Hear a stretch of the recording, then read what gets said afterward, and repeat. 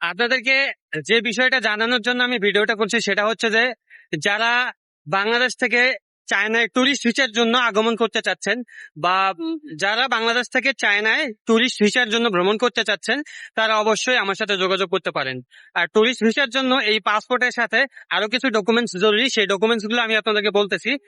প্রথমত একটা valid passport লাগবে, যেটা মেয়াদ অন্তত পক্ষে 6 মাস পর্যন্ত থাকতে হবে, এবং ছবি লাগবে আপনাদের 2 কপি, এবং ভিজিটিং কার্ড লাগবে। যারা ব্যবসায়ী বা যারা চাকরিজীবী অবশ্যই তাদের ভিজিটিং কার্ড আছে, আপনাদের ভিজিটিং কার্ডটা লাগবে, এবং ব্যাংক স্টেটমেন্ট উইথ সলভেন্সি, এবং অবশ্যই ব্যাংক স্টেটমেন্টটা আপডেট হতে হবে। আর দ্বিতীয়ত কথা হচ্ছে যারা ব্যবসায়ী তাদের ট্রেড লাইসেন্স অবশ্যই লাগবে, এবং যারা হচ্ছে চাকরিজীবী তাদের এনওসি লাগবে, এবং এর সাথে আপনাদের চীন সার্টিফিকেটটা 100% লাগবে।